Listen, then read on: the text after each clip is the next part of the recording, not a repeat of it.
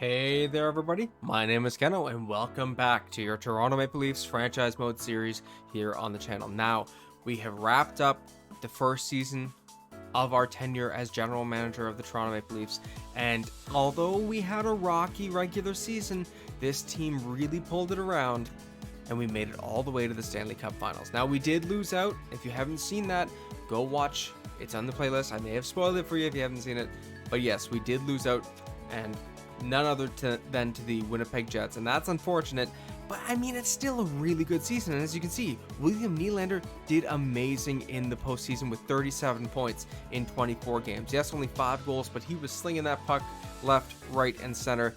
And with that first season in the books, it brings on the big issues at hand. Now, all season we knew that we had to worry about Marner and Tavares in the coming season, and now that coming season's about to begin, and we gotta worry even more.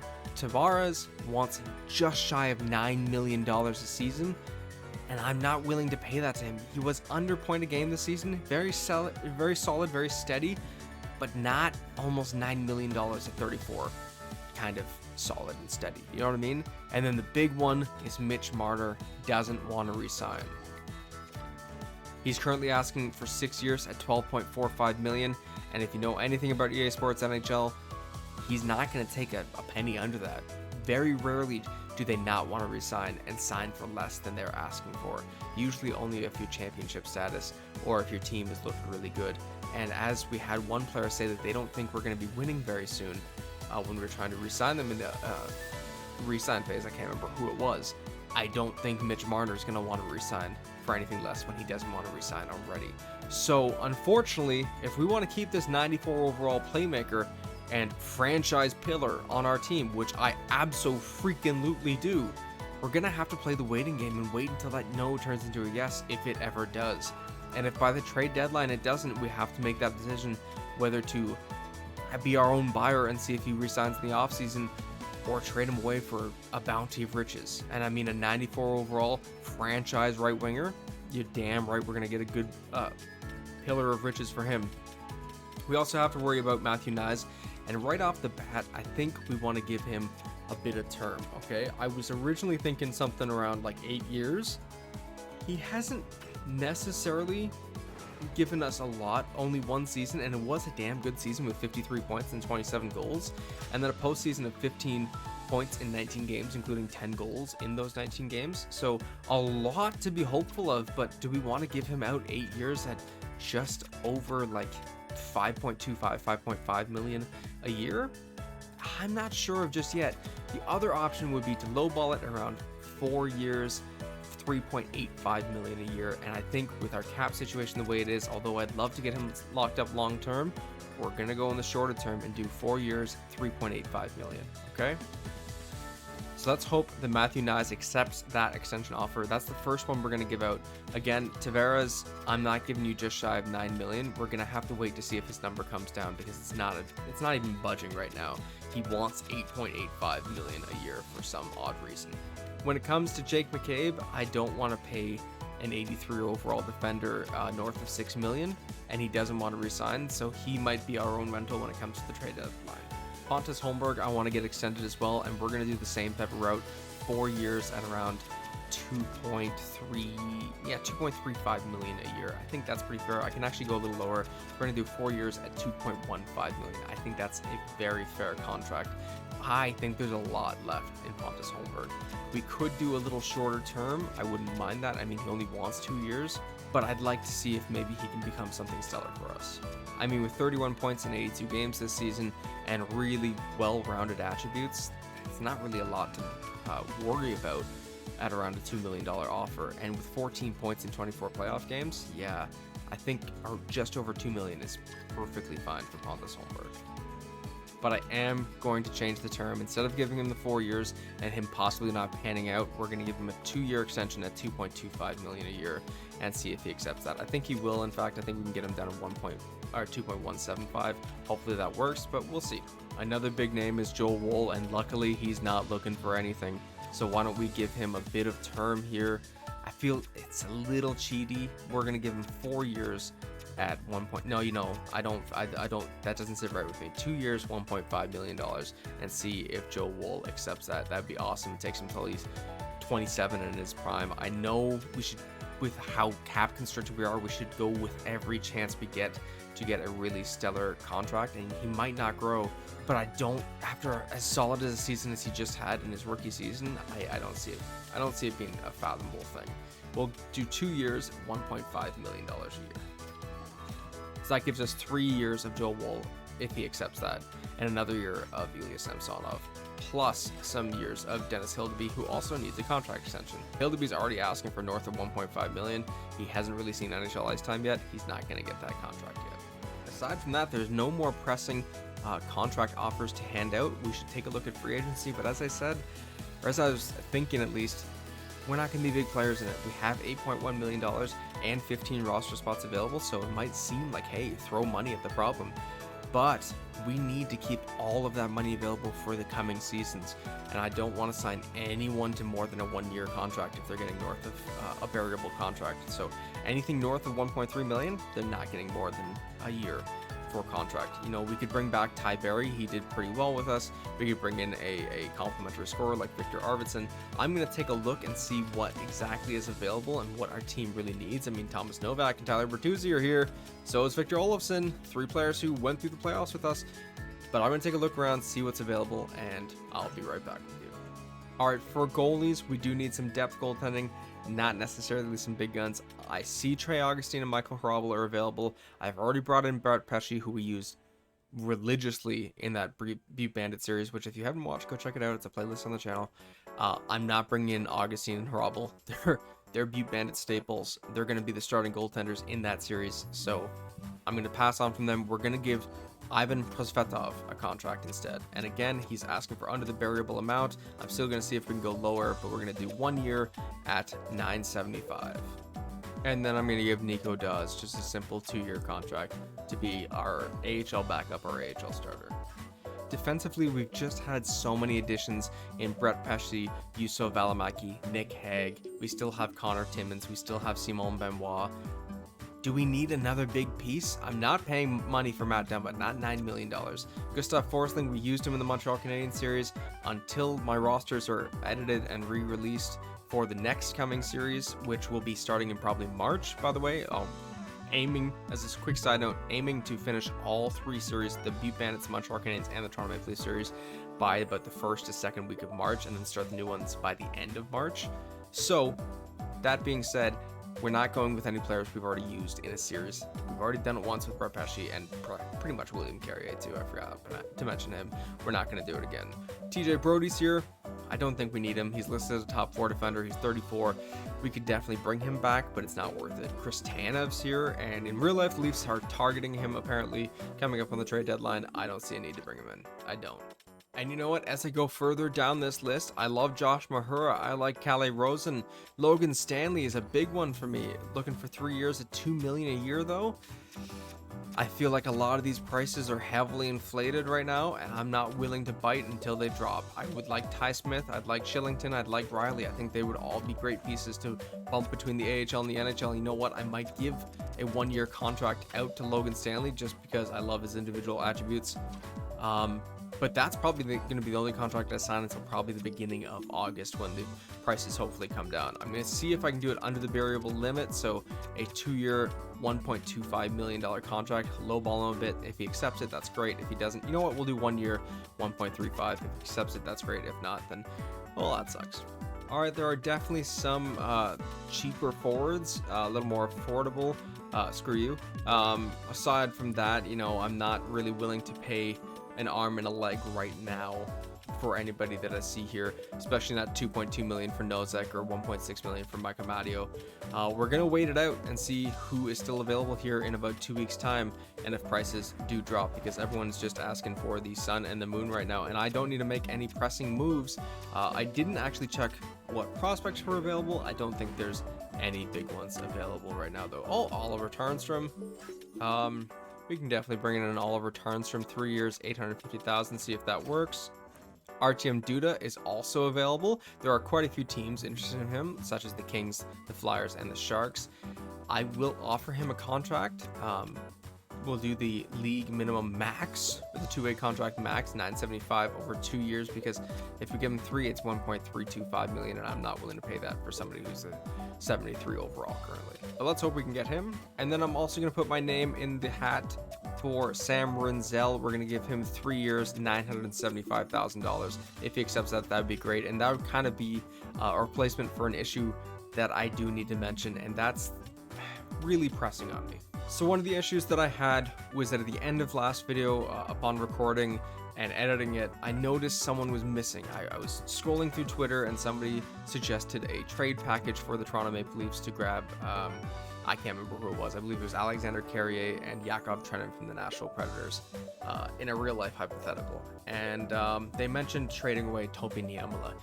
And then it dawned on me, I didn't remember seeing his name in our franchise mode when we were just doing it, that big trade episode last episode. And that's because he's not here. And not only is he not here, but neither is Mikko Kokkonen. They're in my rosters. I double checked because I was like, oh my gosh, maybe I completely forgot them, which was insane because I do double checks. I restarted this roster 5 times before recording that second video on the start of the season because I wanted to make sure everyone was here. And I couldn't see them. I couldn't find them. I did a league search. They weren't here. Topi Niemela and Mikko Kokkonen are not in this playthrough whatsoever. I don't know if maybe there's some glitch and they'll pop up in the next year's free agency. I know that's happened before. They're not in this year and we have to make up for it. So luckily I did take Elmeri Laxo, who as I claimed is a fun player, and I'm gonna do some little EA magic or exploits to try and recoup the lost 2 prospects, but I don't think I recoup that exact value since Topi Niemela is a stellar defensive prospect, and I had him, I believe, slated as a medium elite. And then Mikko Kokkonen is a great also defensive prospect. I think he was only medium top 4, but we don't have, aside from Mark Breen and Elias Solomonsson, we don't have a top 4 defender prospect. Juuso Välimäki's already in the league. Vinny Arroyo has already played in the league and he's a high top 6. We don't have a top 4. We have a low elite in Elmeri Laxo and Solomonsson and Breen, but that's it. So I really want to make sure we can add some top tier prospects. If we have to use a little bit of EA magic or witchery or whatever, then we'll do that to try and get it done. But aside from that, I think we're good to sim a few days and see if the contracts we've initially handed out, including the extensions, do go through. And I also relieved our head coach of his coaching duties. He did not seem like a great fit for the team. I put him with the AHL squad though, with the Marlies. I know our AHL coach did amazing this year, but I believe that I didn't want to give up that A+ coach for nothing. I have offered to coach out a new contract. He has great chemistry with the team, so maybe he'll help us get scoring. And he's listed as a forwards coach, so hopefully he'll help us get scoring in the next season, because I felt like we were struggling this season. All right, so we're ready to sim a few days here. Let's see, do the contracts go out? So we did fire the AHL head coach, Aiden Gallant. And if we need to bring him back, we can, but I don't think we'll need to. I'm not accepting any trade offers right now. I don't need to. Cade Dimitriakos has accepted the head coaching role, so he'll be joining the team, and he is an A-. So it's not a big drop off from our original head coach. I believe the original head coach was an A+. Cade Dimitriakos is an A-, and he had A+ in teaching and in offense, so it works out perfectly. And Oliver Tarnstrom has accepted the contract we offered him. And here we go, Logan Stanley signs with the Toronto Maple Leafs. I'm very excited to get him on board. Matthew Knies does not accept the contract extension, and he might not want to extend with the team now. I swear that was within the range that I could get him down at, but now he is upset, and I may have goofed.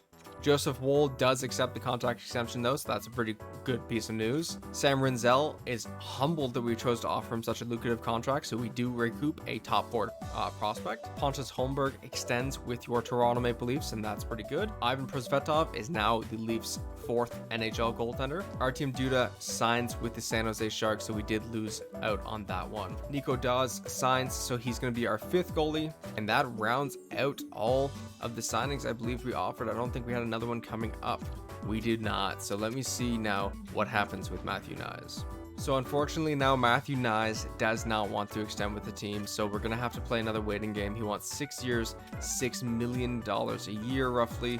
I mean, at this point I wouldn't mind going a little higher, especially since it's not gonna drop off too much. So we can go a little longer in term, maybe do the 8 years, $6.5 million.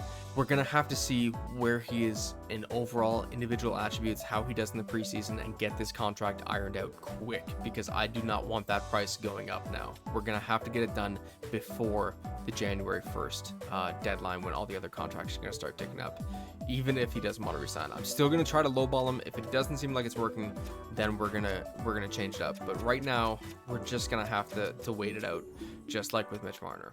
15 days into July, I want to take a look to see if the prices have dropped in free agency. All right, so quite a few big names off the board, including Tyler Bertuzzi, who goes to the Arizona Coyotes for 3 years at $3.85 million. That would have been nice, but again, I wasn't giving out term. Thomas Novak also signs. He goes to the St. Louis Blues, 5 years, $4 million, and I definitely wasn't giving that out for a third line center. I had been considering Tyler Myers with 23 points in 76 games last season and a plus 19. I was thinking, adding him as a third pairing defender, but he goes to the Flyers for 2 years, $2.1 million. Former Toronto Maple Leaf Noah Gregor is off to the Buffalo Sabres, and former trade deadline acquisition Chase DeLeo is off to the Dallas Stars for a 1 year, $1 million contract. And aside from that, I don't see anyone else that I was desperately needing to add. So we're gonna see who is available. All right, I'm going to offer Nicholas Camano a 1 year, $1 million contract to see if he accepts that. I wouldn't mind going 2 years, but we're going to do the 1 year for now. I don't mind adding that bit of fourth line grit or AHL grit, and I don't want to lose out on him. Aside from that, I'm still not too willing to pay any of the prices there. There are some fourth liners who are still asking for around $1.5 to $1.8 million, and I'm not willing to wait it. So Nicholas Camano does accept his contract and signs with the Toronto Maple Leafs. All right, we're August 1st now. I'm going to take a look at what's in free agency, also see if any asking prices have changed. All right, no asking prices for our team changed, but a lot of the free agency did change, and we're going to offer out some contracts now. Starting with Josh Mahura, the Vegas Golden Knights are interested. I'm willing to give a little over. We're just not going to give him term. So 1 year, $1.25 million for a depth 7th, 8th defenseman. Aside from that, I don't need really any NHL capable defenseman, so we're going to sign Nick Blankenburg to a 1 year, $950,000 contract.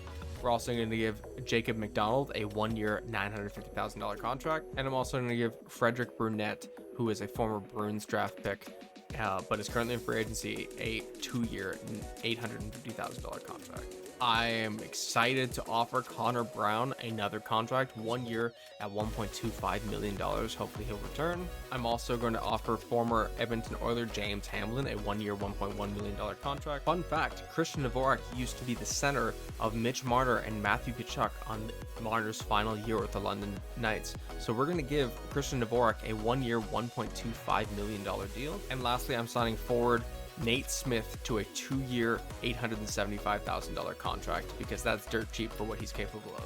And that's going to be it for who we offer contracts to, unless somebody doesn't sign and we have to replace them. Then we're pretty good to go to the regular season. Let's see if people accept their contracts. So Josh Mahura right away actually accepts his contract, so that's great. That was the one I was worried about losing out on.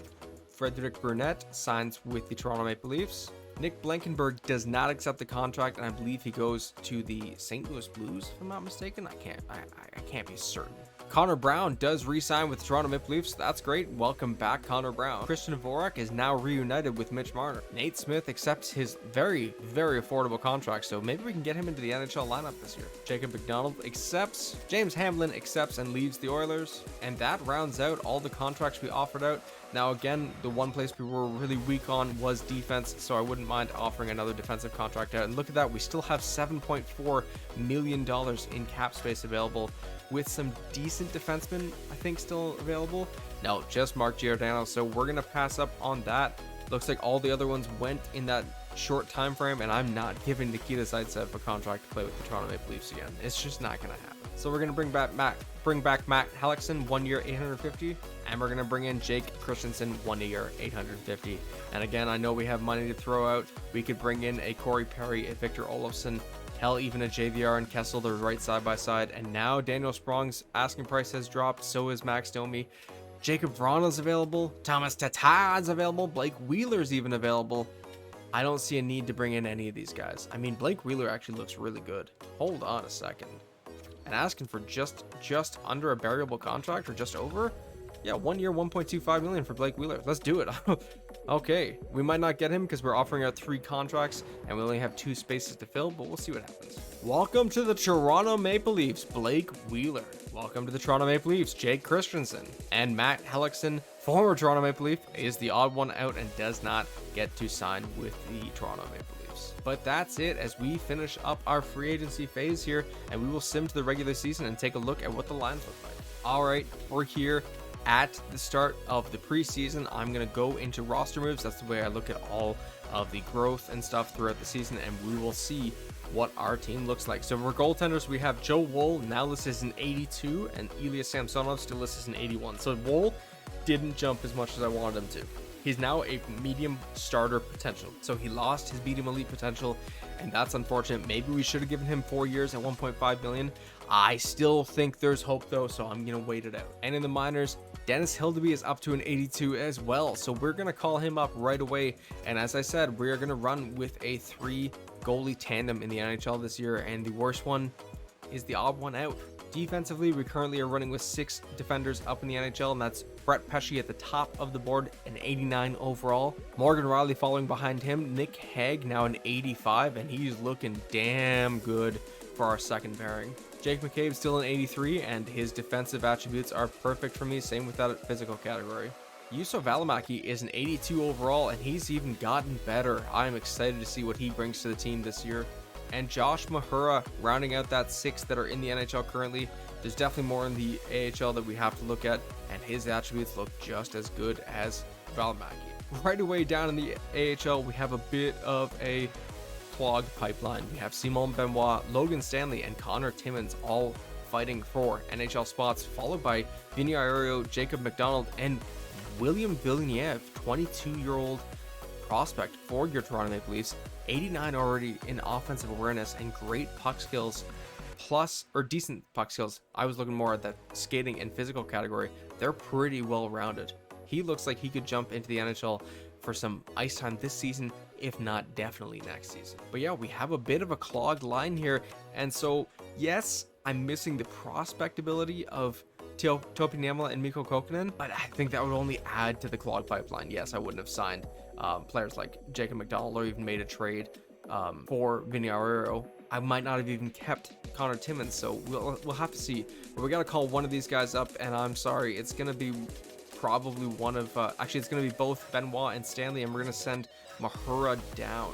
All right, looking at NHL right wingers, it's Marner, Nylander, and Wheeler as our top 3 NHL right wingers. Now there's a bit of a overall discrepancy between second and third place, with Nylander being a 90 overall and Wheeler being an 82, but Wheeler still brings a lot of good attributes even with his age being 38 overall, and him being a right wing center is perfect for us. Pontus Holmberg is the 4th right winger. Again, he's a right wing center, and those attributes look amazing, so hopefully he looks good with his new extension in place. And then Connor Brown, he might find himself sent down to the AHL. He is the lowest rated forward on the current NHL roster.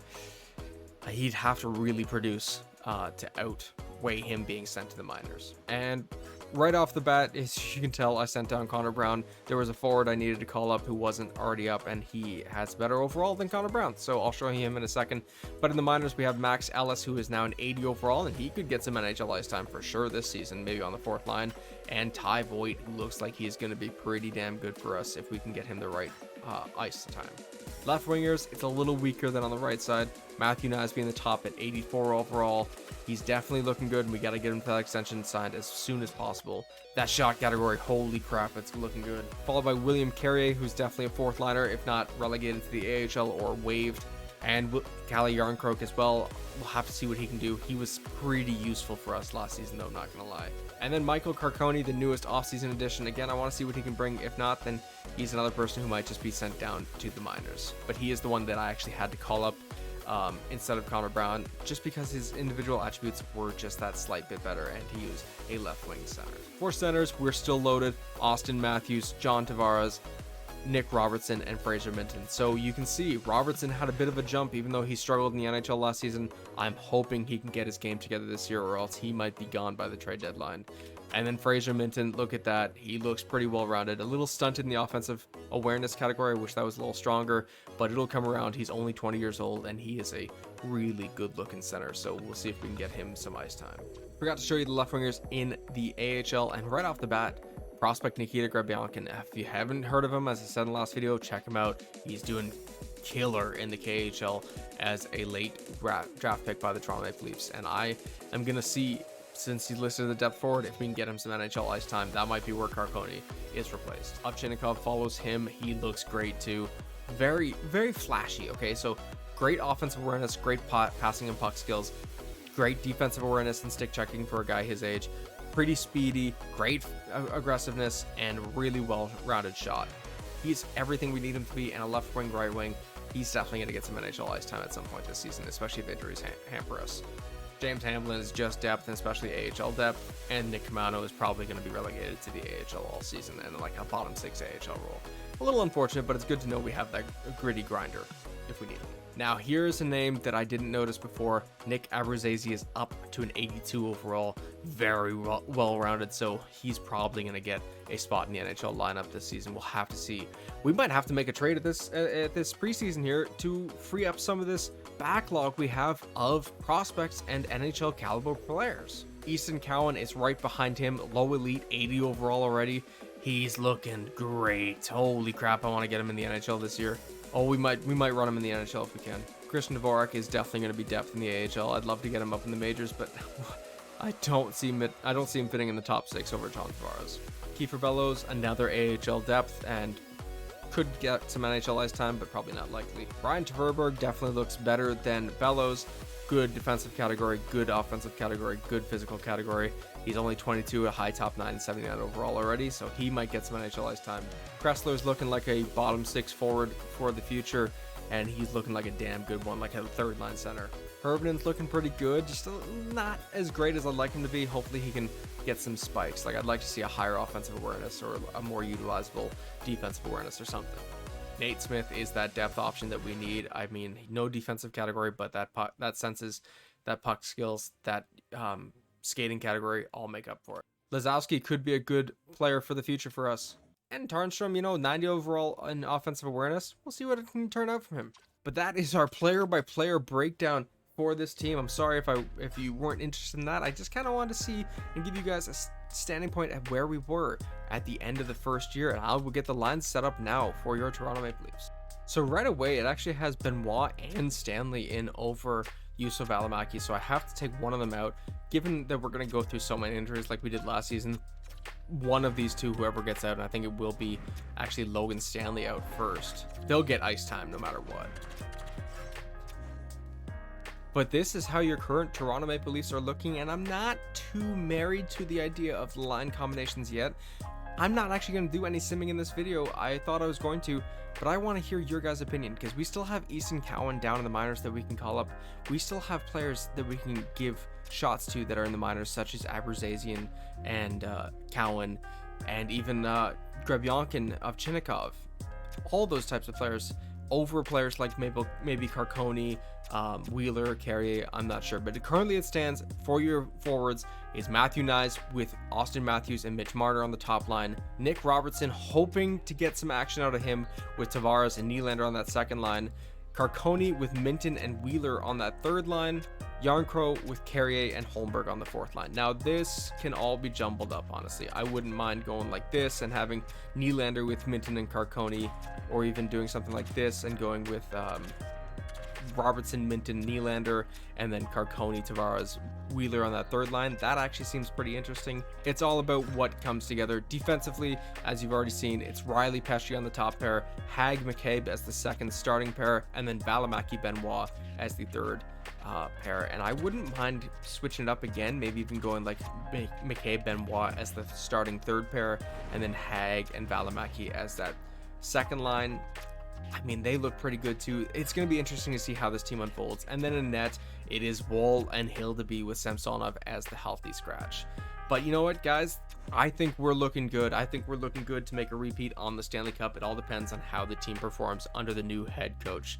And I mean, these line combinations and chemistries are looking pretty decent. So we'll see. Minden isn't a good fit there. Actually, that looks good. Robertson, that's exactly what I had before. So you guys let me know in the comments what you want to see, who you think will work together. I'm always thankful for it, and I always love the comments I get. So thank you guys so much. Also, if you're not subscribed to the channel, a lot of people that watch the channel aren't necessarily subscribed right now. You guys are awesome. If you could hit that subscribe button, it would make my day. It would let me know what type that you're liking the content you're seeing. And we're so damn close to 100 subscribers. It's scary. And as I said, once we get to 100 subscribers, I will be starting to stream. It will be probably once weekly to start, but we'll be doing a new YouTube stream series for either NHL franchise mode. I wouldn't even mind doing franchise hockey manager, Madden. We'll do something fun on streams, but if you guys get subscribe and we get to 100, that would be great, and streams will start right away. But thank you guys so much for joining me. This has been a blast, and I'll see you guys as we go through our second season with the Toronto Maple Leafs.